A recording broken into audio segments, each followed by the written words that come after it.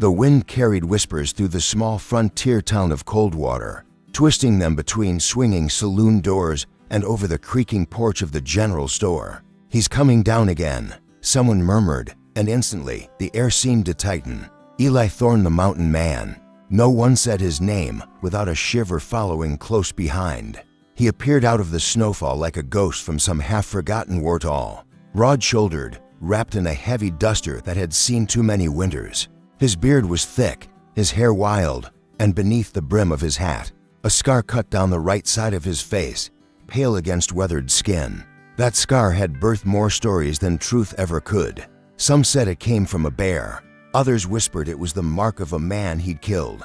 Whatever the tale, it was enough to make mothers tug their children indoors and set storekeepers' hands to trembling. As they filled his order, Eli never lingered. He'd speak only when necessary, his voice low and rough, like the scrape of stone on steel. He came for coffee, salt, bullets, and flour, nothing more. The moment his saddlebags were full, he'd mount his horse and ride back into the mountains, swallowed by snow and silence. To the townsfolk, he was a reminder of things better left buried: pain, solitude, and the kind of strength that made ordinary people uneasy. So they told themselves he was dangerous, cursed even. It was easier to fear him than to wonder what kind of man chose to live alone among wolves and winter storms. No one knew that Eli had once been part of this very town, once smiled at the blacksmith's jokes, once danced at the harvest fair, once dreamed of a family of his own. Those memories had frozen over long ago, sealed beneath layers of regret and mountain ice. But fate has a way of thawing what's meant to live again. That year, the winter came early, howling down from the Rockies with a hunger no one could satisfy. The snow buried roads, trapped wagons, and silenced the laughter that used to spill from the saloon. Somewhere out there, in that merciless white wilderness, a young widow named Clara Dawson was fighting for her life, lost, half frozen. Her horse dead beneath her. She had nowhere to go, no one left to save her. And when the storm reached its fiercest, when the town huddled behind locked doors and prayed for dawn, Eli Thorne, the man they feared most, was the only one who saw her light flicker in the darkness. No one in Coldwater knew that night would change everything, that before the snow melted, the town would learn just how wrong they'd been about the mountain man with the scarred face and the gentle heart. The frontier stretched wide and unforgiving beneath the shadow of the Rockies, where winter winds howled through the pines like restless spirits. Snow blanketed the land in silence, hiding the scars of men and mountains alike. Life here was hard enough to turn even the kindest soul into stone. Folks in Coldwater learned early that survival meant keeping to your own and never asking questions about another's pain. Far up in those ridges, where the air thinned and the world seemed untouched by mercy, stood Eli Thorne's cabin, a lone outpost of smoke and solitude. The place was built from rough-cut timber, weathered gray from years of storms. Inside, the fire burned steady, throwing light against walls lined with hand-forged tools, old hunting trophies, and a single worn photograph of a woman no one in town remembered. Eli spent his days cutting wood, mending traps, and speaking to no one but the wind. Yet sometimes when the night grew too still, he'd set his rifle aside and stare into the fire as if searching for a face that once smiled back at him. The pain in his eyes told a story no one dared to ask. Meanwhile, miles below, the stagecoach rattled into Coldwater carrying a young widow named Clara Dawson. Her dress was plain, her gloves torn, and the look in her eyes told of someone who'd seen too much sorrow for her years. She'd come west chasing rumors of work, a laundress, a helper, anything to earn enough to live. But the town she entered was not one for strangers. Whispers followed her like dust in the wind. At the boarding house, an older woman warned, "You keep clear of the mountain man, dear. That one don't belong among decent folk."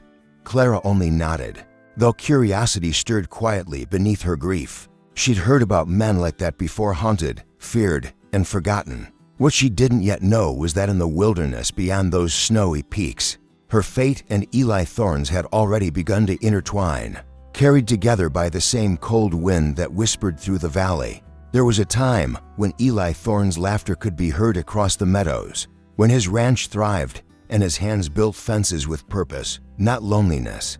Back then, he was set to marry Ruth Ellis, the prettiest girl in Coldwater until the mining blast. One moment of bad luck took his friends, half his hearing, and left a jagged scar running from temple to jaw. The day he came home from the doctor, Ruth couldn't meet his eyes.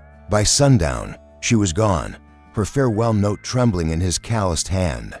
The world had turned its back on him, and he had done the same in return. Years later, Clara Dawson arrived penniless, worn from travel, her heart stitched together by stubborn hope.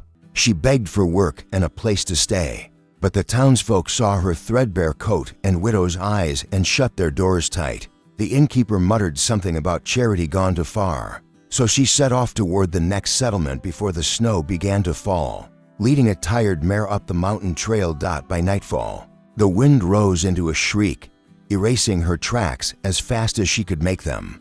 The storm thickened, swallowing the world in white. From the saloon window, a man laughed bitterly. She won't make it till morning.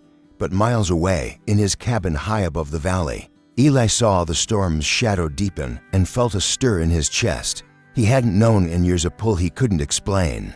He saddled his horse against the wind and rode out into the blizzard, the townsfolk's warnings echoing faintly behind him. While they cowered from the storm, the man they called a monster rode straight into it. When Clara Dawson opened her eyes, she thought she'd died and woken in some faraway dream. The room was dim, the air heavy with wood smoke and pine. A low fire crackled in a stone hearth, and beside it, a man sat hunched forward, wrapping her hands in warm cloths. His touch was careful, almost reverent, though his hands were rough as old leather. "You're safe now," he murmured, his voice deep, rasped by cold and years of silence. "Found you half frozen off the trail." It took her a moment to recognize the face. The firelight revealed the rugged lines, the long hair, the scar she'd heard whispered about in town. Her breath caught. "You're him, Eli Thorne." He didn't answer, only poured a little warm water over her cracked fingers. His eyes lowered. Outside, the storm howled like a beast clawing at the walls, but inside that small cabin, the air was steady, almost tender.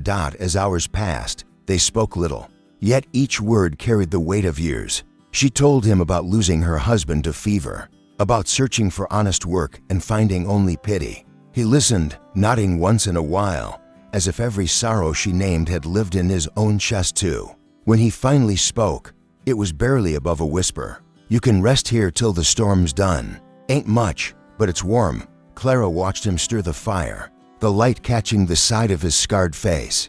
In that moment, she saw not the monster the town had painted, but a man carved by heartbreak and mercy in equal measure. And as the wind wailed through the mountains, two lost souls sat quietly in its shelter, bound not by fear but by understanding. The days after the storm melted one into another, slow and quiet as drifting snow. Clara stayed on, her strength returning with each sunrise that broke over the mountains. What began as a refuge became something gentler, something that felt like home.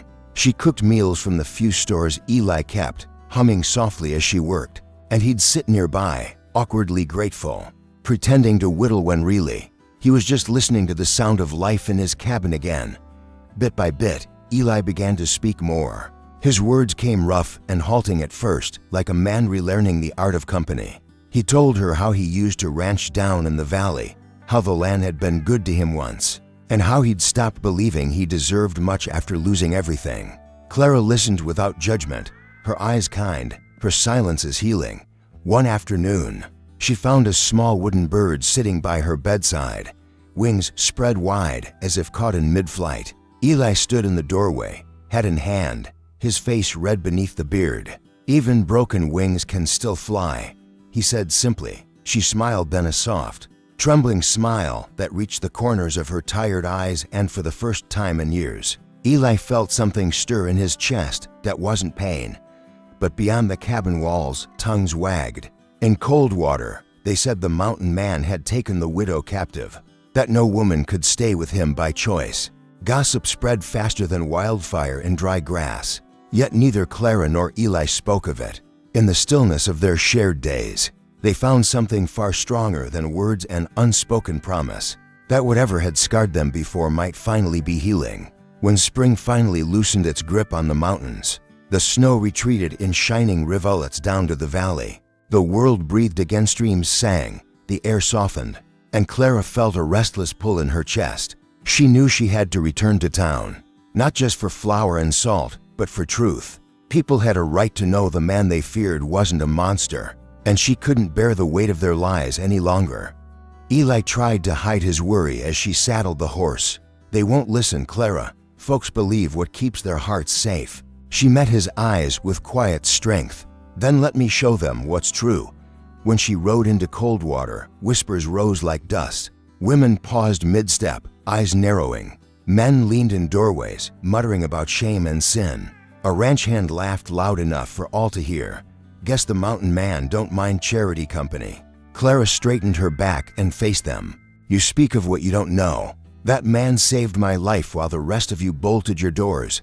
Her voice trembled, but she didn't look away. You call him a beast, yet he's the only one who remembered what kindness means. The crowd fell quiet, shame flickering in a few faces but not all. Some, cornered by her courage, turned bitter. Fear doesn't die easy. It just changes shape. And in the uneasy silence that followed, Clara realized she'd done more than defend Eli. She'd stirred a hornet's nest that had been sleeping too long. The attack came on a moonless night, when the mountains were black silhouettes against a restless sky. A band of outlaws, hungry and desperate, swept through the valley like a storm of their own, burning, looting, taking what the harsh winter had denied them. Coldwater awoke to the sound of gunfire and the orange glow of flames licking the horizon.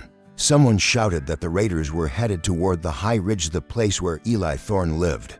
Clara's heart seized.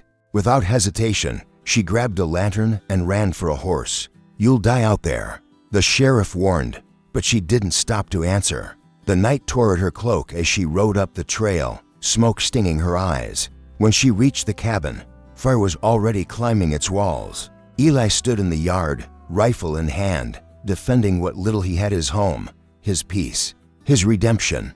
Bullets cracked through the night as outlaws circled like wolves. Eli. Clara screamed through the smoke. He turned, just in time to see one of the raiders aim at her. Without thought, he lunged forward, pulling her to the ground as the gun roared. The bullet tore through his shoulder, spinning him back. She caught him before he fell, tears cutting paths through the soot on her face.